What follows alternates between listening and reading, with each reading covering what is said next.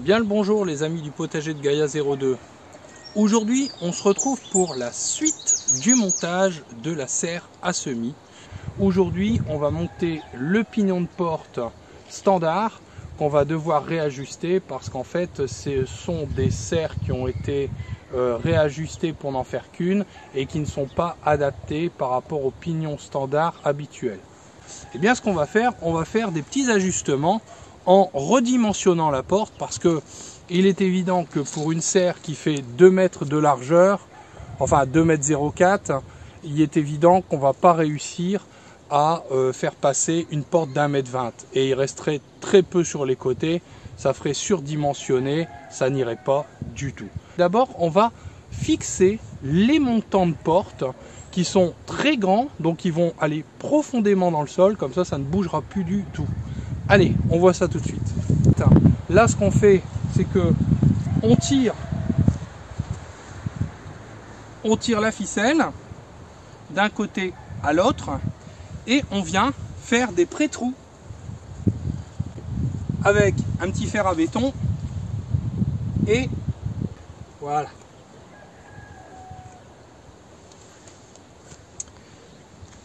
Et donc, après, on va terminer ça à la baramine pour aller plus profondément afin de réussir à accueillir les montants de porte. C'est tout simple, n'est-ce pas?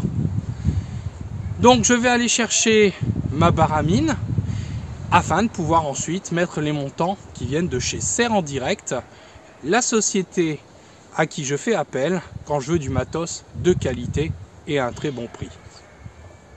Je vous mettrai les prix ensuite et vous verrez, franchement le résultat, il vaut le déplacement. Voici l'outil indispensable, la baramine.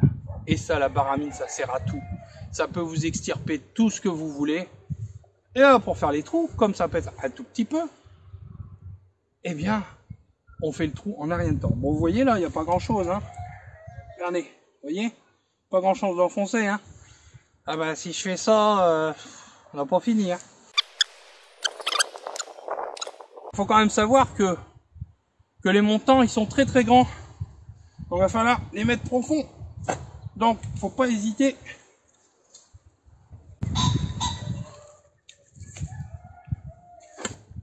On va peut-être se retrouver de l'autre côté de la terre.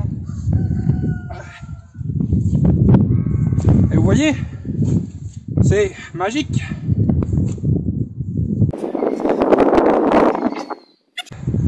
Donc on a quand même, regardez, on a quand même enfoncé tout ça. Hein? On va vérifier après si ça rentre. Donc là on fait de l'autre côté. Hein? Donc vous voyez.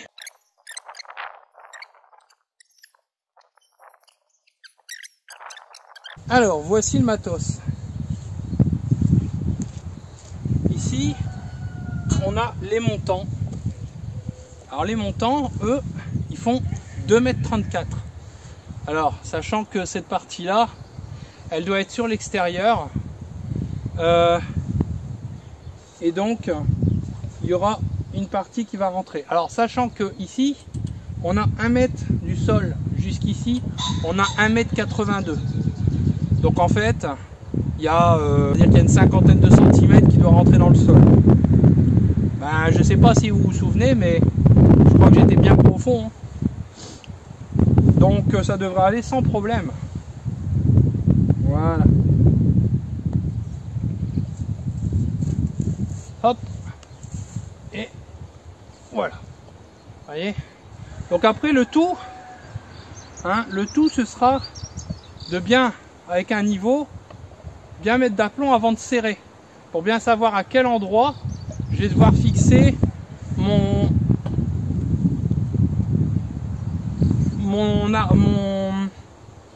piquet, enfin mon montant, parce que si je pars à gauche, enfin pour vous ce sera à droite, dans un sens ou dans l'autre, si je suis pas d'aplomb, ma porte elle va pas être d'aplomb et en même temps il y aura des jours de partout et ça va pas aller du tout. Donc véritablement ce qu'il faut c'est le mettre d'aplomb. Pour l'instant on va simplement mettre les montants comme ça et on va réajuster après avec la quincaillerie qui a été livrée à part dans un carton. Hop. on va mettre tout de suite le deuxième.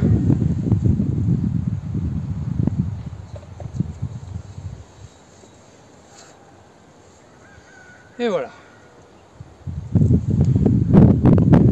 Donc ça nous fera une porte assez petite.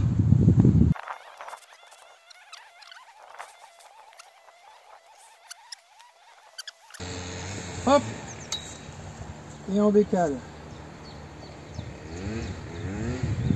C'est pas plus compliqué que ça. Et on l'enfonce. Ah bah oui. Ah. Il faut quand même forcer. Bon, on y est presque. On y est presque. Donc, on commence. Pas se tromper. Et voilà. C'est tout bon. Voilà. Donc après, avec un niveau, hein, elle descend encore un petit peu, voilà. Avec un niveau, et on va visser ça tout de suite. Et comme ça là, là c'est bon, hein. Le bonhomme il passe. Aïe, aïe. Et hein, ce sera quand même beaucoup mieux. Hein, allez, je vais chercher la suite.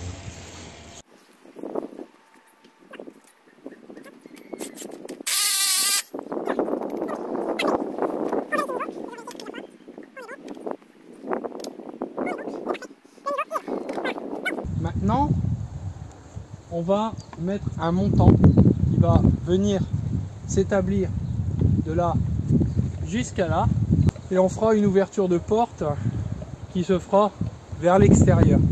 Comme ça, aucun souci de ce côté-là. Okay. Voilà. Comme vous pouvez le voir, ceci c'est le montant qui va venir en travers. Voilà. Donc, logique, comme la serre, elle est plus petite que ce qui est noté sur le plan, je vais être obligé, vous voyez, si je prends à peu près ici, vous vous doutez bien que il y a une grosse partie qui est en trop. Donc qu'est-ce que je vais devoir faire? Je vais devoir couper un morceau, enlever un morceau à la disqueuse. Et c'est pour cette raison-là, normalement, il n'y a pas besoin de ça, hein, puisque ça vient se mettre d'un seul tenant. Mais comme je dois ajuster, c'est pour cette raison que serre en direct, c'est important. Pourquoi? Je vous explique. En fin de compte, l'intérêt que serre en direct fait son matériel lui-même en France, c'est du matériel français. Le gros avantage, c'est qu'il y a toujours la possibilité en même temps de pouvoir contacter leur service par téléphone, et ils vous répondront toujours avec un professionnalisme incroyable, et ils vous trouveront des solutions. Là par exemple, comme je leur ai expliqué que je devais diminuer en taille le montant, on a recalculé ensemble, parce qu'au départ je m'étais trompé sur le nombre de jonctions, donc on appelle ça des manchons, et donc ça va me permettre, ces manchons, de, lorsque j'aurai coupé en deux parties le montant, de pouvoir le réunifier et le visser avec des vis autoforeuses, de manière à resolidifier en ayant diminué le montant en question. Comme les tubes sont faits sur place, en Bretagne, à Carex, eh bien, on a toujours une proximité, et c'est ce qu'on ressent véritablement, même par mail, ils vous répondent très rapidement, mail, téléphone, enfin c'est le top. Vous aurez toujours le conseil adéquat pour pouvoir obtenir le résultat voulu et être content de votre achat, surtout à des prix attractifs et français, donc de qualité. Quand on est voici le montant et voici la partie qu'on va enlever avec notre chère disqueuse.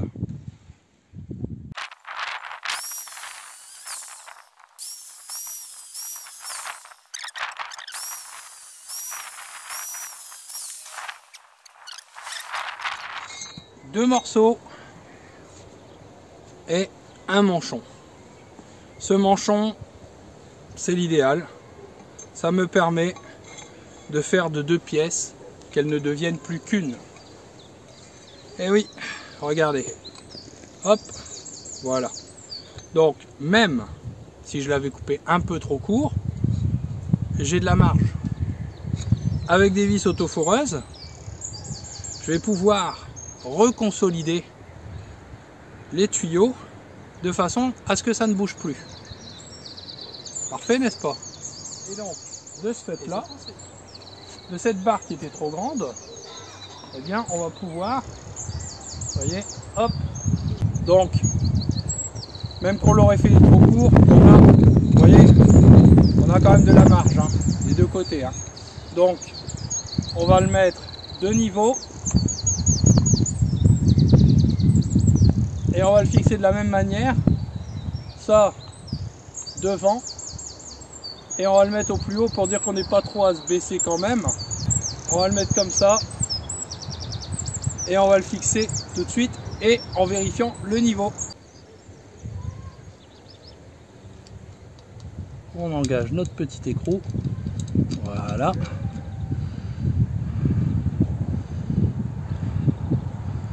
Voilà. Hop. Voilà. Donc, bien le mettre sur l'extérieur. Là, on règle la hauteur. Et maintenant, on le serre complètement. De façon...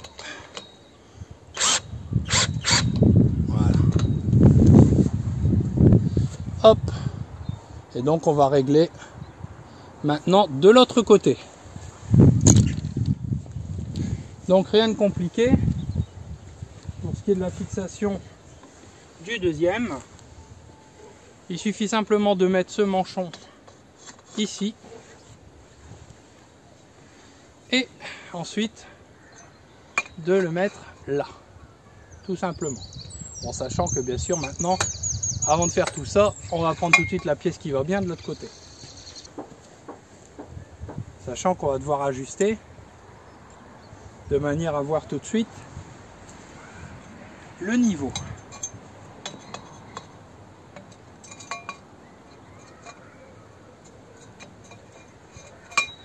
Voilà. Hop. Et voilà.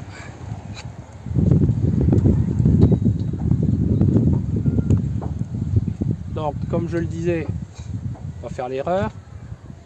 On le met devant. Voilà. Hop.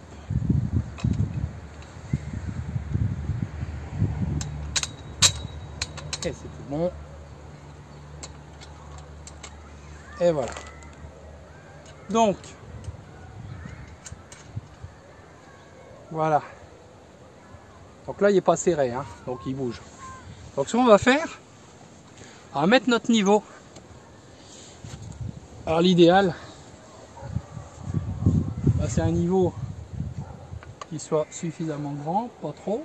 Bon là, il est un petit peu de trop.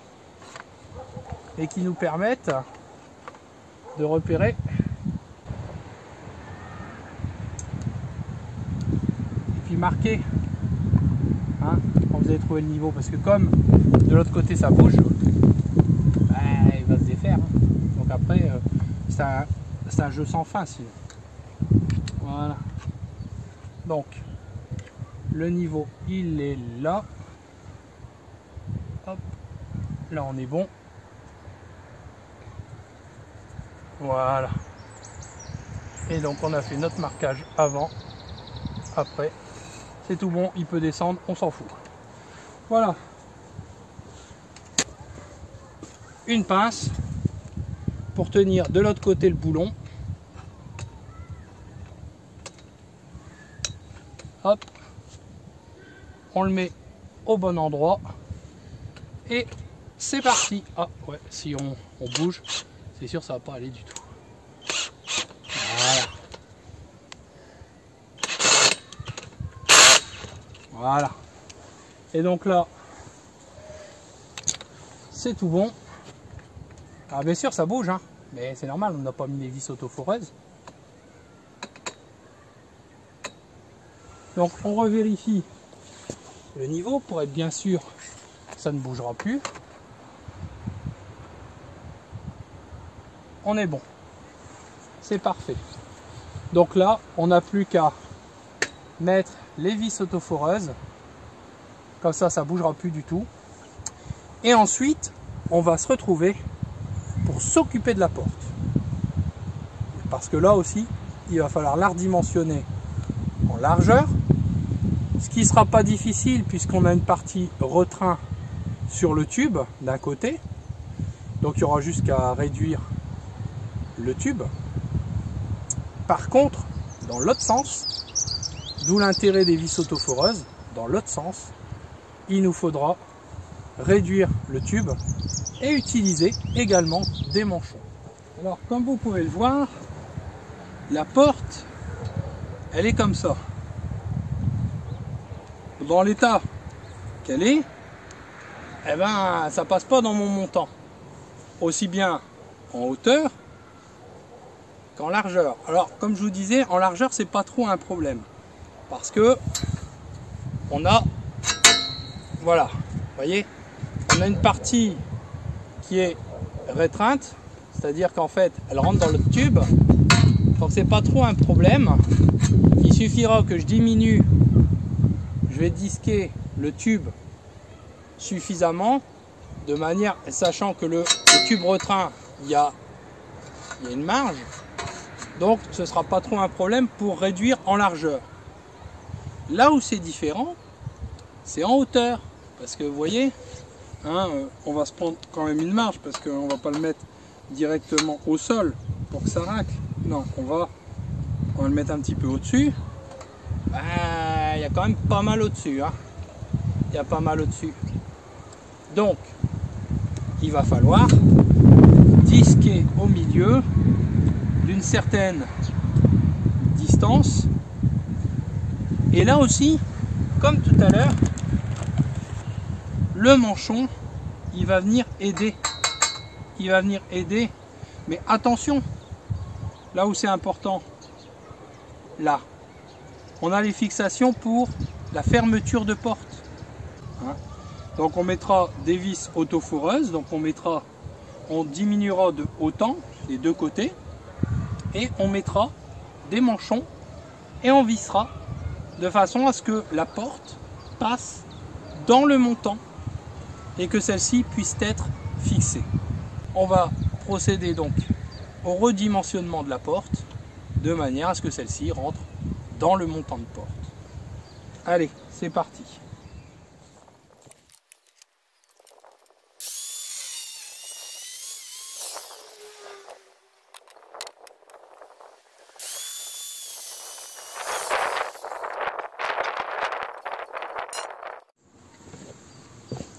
Bien, alors, ce que je vais vous exposer, c'est une astuce. Donc, vous voyez, j'ai mis du Chatterton sur mes tubes. Hein, donc, mes tubes de la porte que j'ai remis à dimension. Et donc, avec le retrain qui rentre dedans. Alors, on va devoir mettre les vis autoforeuses. Mais moi, je fais toujours un pré-trou. Et pour dire que ma mèche ne glisse pas, je mets un morceau de scotch Chatterton de manière à ce que ça ne glisse pas. Je tiens bien mon tuyau et je commence à faire mon trou.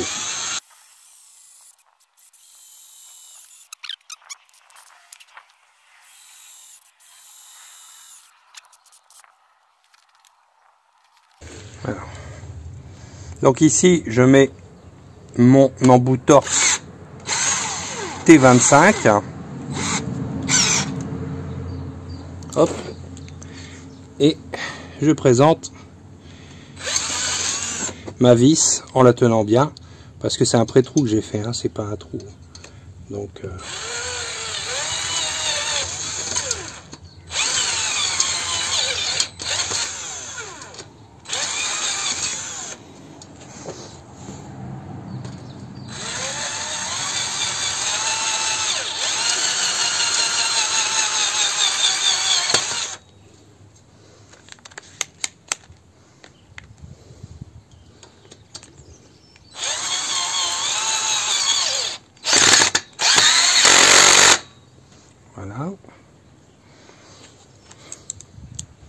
On met la deuxième.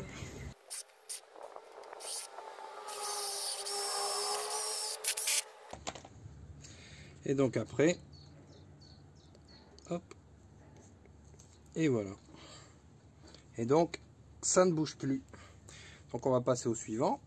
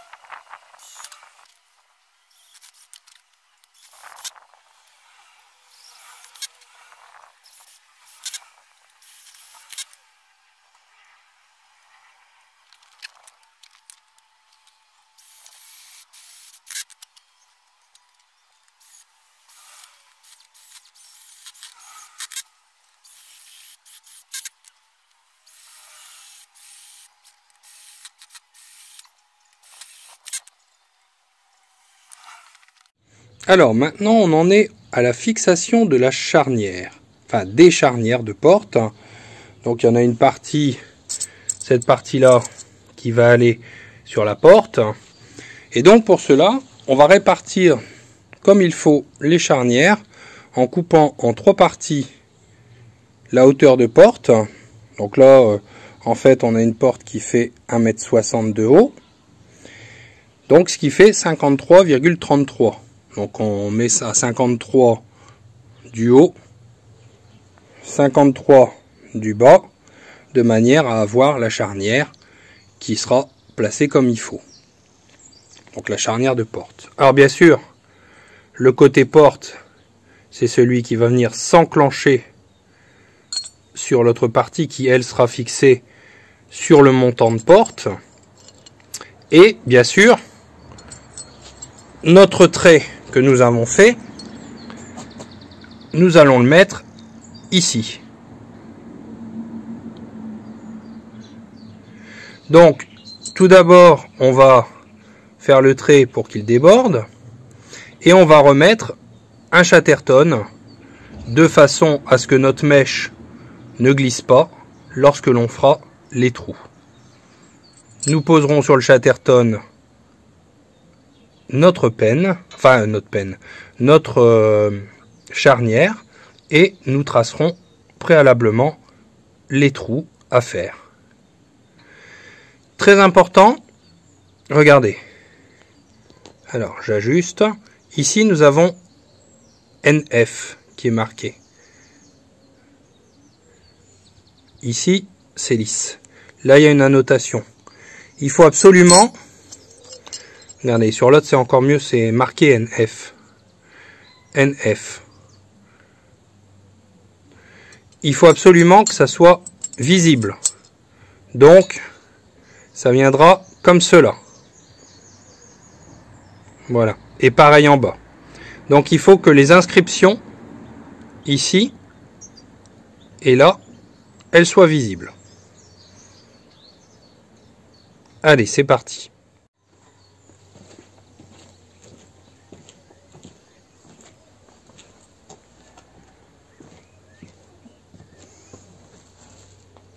Alors, ici, on a la ligne qui passe de part et d'autre. Là, idem. Alors, vous allez me dire, c'est du feutre indélébile. Tu ne sauras peut-être plus l'effacer. Bien sûr que si. En fait, c'est tout simple. Il suffit tout simplement d'utiliser de l'alcool et ça partira. Donc, on fait les petits points.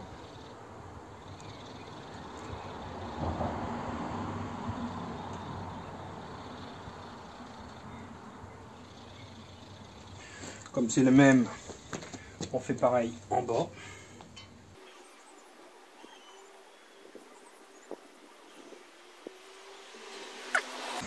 Et maintenant, nous n'avons plus qu'à procéder au perçage pour pouvoir ensuite visser nos charnières.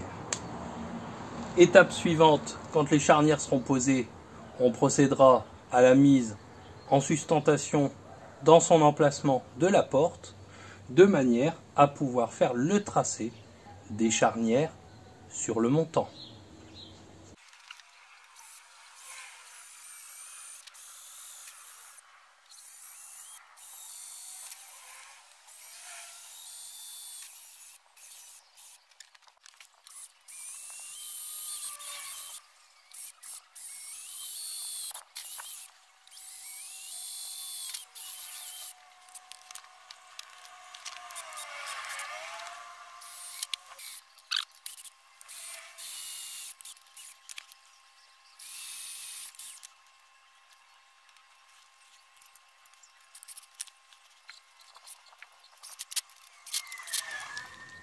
Donc l'important c'est de pré-percer les trous avec une petite mèche. Donc là c'est du 2,5. Et ensuite de repercer avec les vis autoforeuses avant d'enlever le scotch et ensuite de placer la charnière.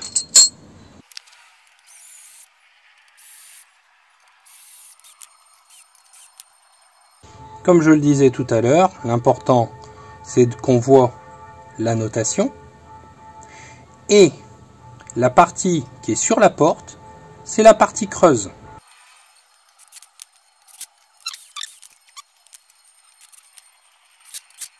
Et voilà, ça tient bien. On va pouvoir aller faire la partie sur le montant de serre. Maintenant, on va mettre la porte. Alors bien sûr, cette porte, je vais passer derrière, vous verrez mieux. Cette porte, elle a été remise à dimension, donc il n'y a pas de souci. Elle passe dedans. Mais, pour pouvoir fixer les charnières ici, qui, entre nous, même les charnières de porte vont devoir être redémontées, puisqu'on va devoir placer d'abord le plastique, la bâche de 100 microns, et ensuite remettre la charnière par-dessus. Mais pour ce qui est de fixer et de faire au mieux, il faut déjà les fixer dessus dans un premier temps. Alors ce qu'on va faire, c'est que je vais utiliser ce qu'on appelle des colsons ou des risans. Il y en a certains qui l'appellent risan et d'autres, alors je ne sais pas si c'est une marque ou quoi, enfin quoi, qu'importe. Et je vais mettre la porte en lévitation, on va dire, de manière à ce qu'on puisse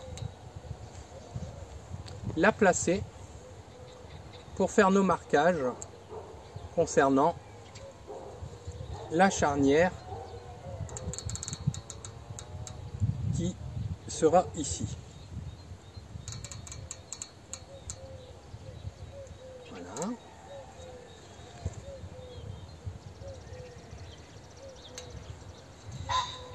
Alors, ce qui est bien, c'est qu'on peut le déplacer. Voilà. Et donc on va voir un petit peu à quel niveau on doit la mettre de manière à ce que tout coïncide. Voilà, donc on vérifie en même temps si on va devoir creuser un petit peu pour dire que l'ouverture qui est prévue comme ça, puisqu'ici on a des trous, c'est pour le système de fermeture. Et donc on va placer comme il faut nos deux charnières qui seront ici pour l'emboîtement, de manière à ce que après la porte puisse s'ouvrir sans problème. Ensuite, c'est tout simple. Bon, les trous étant déjà faits là, il n'y a rien à faire. Simplement, il faudra fixer la bâche sur la porte, refixer ces charnières qu'on sera obligé de démonter. Ensuite, mettre la bâche de pignon et couper en laissant 20 cm pour rabattre à l'intérieur et clipser la bâche sur le pignon. Et après, remettre les charnières où les trous auront déjà été faits, donc seront visibles à travers le plastique, sur la porte, sur le montant. Et comme ça, on pourra venir emboîter la porte. Et puis, on fixera également le système de fermeture que je vous montrerai tout de suite après. C'est parti!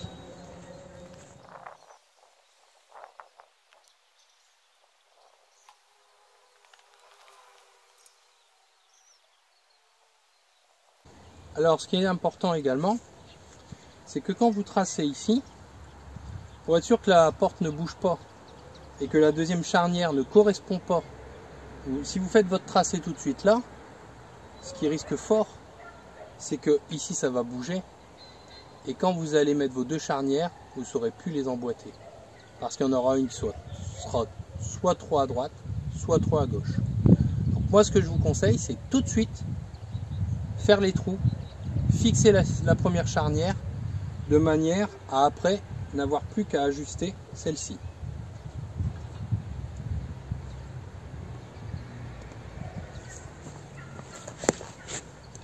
Donc je reprécise, toujours le symbole NF sur l'extérieur. Il faut qu'il soit visible.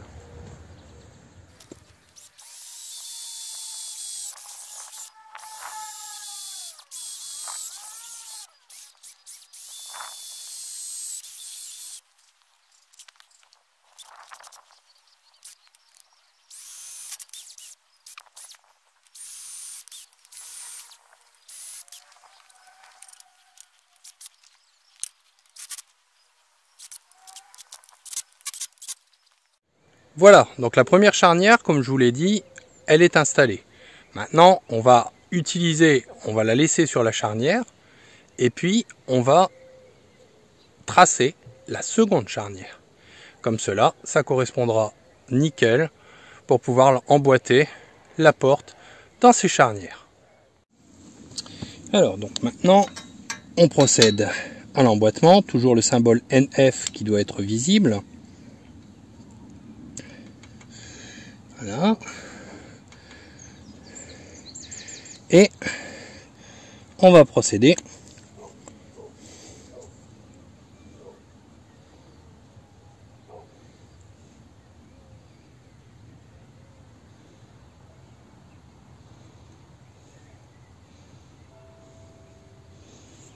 au marquage du perçage que nous devons faire.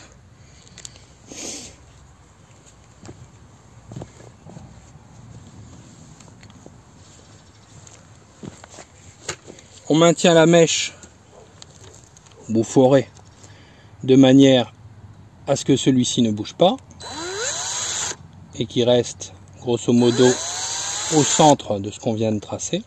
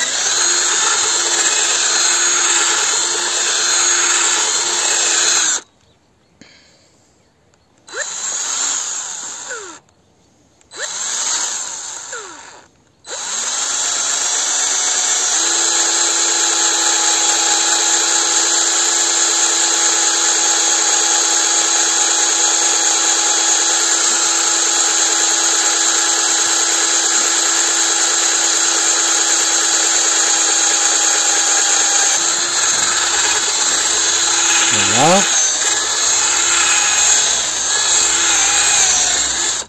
On enlève le scotch. Voilà. Et on va procéder au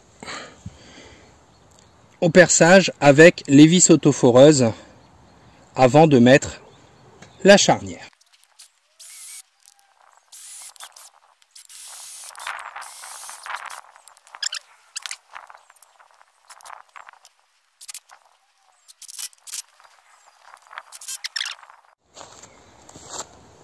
Donc, désormais, nous allons pouvoir procéder à la suppression des colsonnes. Voilà. Et donc, il n'y aura plus qu'à fixer le système de fermeture de façon à ce que celui-ci... Bon, alors ça fait un jour, hein, c'est sûr. J'aurais pu mettre ceci plus proche, mais bon, ça fait une aération en même temps, c'est pas trop un problème en soi. Hein. C'est pas un souci. Voilà, je vais vous montrer avec le système de fermeture. Et voilà, donc là je vous montre sans la bâche, sachant que ça fera l'objet d'une autre vidéo. Donc voici la porte telle qu'elle sera, mais bon, bien sûr, on va devoir démonter les charnières. Les trous sont déjà faits, il n'y a pas de problème. Donc il y aura juste qu'à revisser ensuite. Et donc c'est juste pour vous faire voir le système de fermeture. Voilà. Vous voyez. Hop. Et donc en fait ça vient buter sur la tige filetée quand c'est fermé. Vous voyez. Et donc bon, il y a encore quelques réglages à faire. Hop. Et voilà. Vous voyez. Hop. Et ça bute dessus. Ça bouge plus. Voilà. Donc comme ça, on aura une serre à semis qui sera fermée et qui permettra de faire toutes les semis de la saison, de l'arrière-saison. Vous entendez derrière moi tous ces petits oiseaux. Là il pleut, hein. Donc aujourd'hui on n'avancera pas plus parce que sous la pluie c'est pas top. Voilà, bah, en tout cas j'espère que cette vidéo vous aura plu. N'oubliez pas, serre en direct. En ce moment en plus ils font des promos jusqu'au 17 avril sur les serres entre autres. Je vais vous mettre la promo en plein milieu. Je vous mets les liens en dessous. Profitez-en, c'est le moment. Il y a de la promo. Et puis surtout, vous faites vivre une société française qui n'importe pas des produits. Tout est fait sur place. Hein, vous avez de la bâche française, des tubes français, la conception est française. C'est vraiment au top. N'oubliez pas non plus de vous abonner à votre chaîne. Vous mettez le petit pouce bleu qui va bien et qui fait toujours plaisir. Vous mettez surtout aussi des commentaires, hein, c'est toujours bien apprécié. Vous vous abonnez en actionnant la petite cloche pour savoir quand les prochaines vidéos sortiront. Je vous souhaite une bonne fin de journée, enfin bonne journée, hein, ça dépend à quelle heure vous regarderez cette vidéo. Et je vous dis à très bientôt. Salut!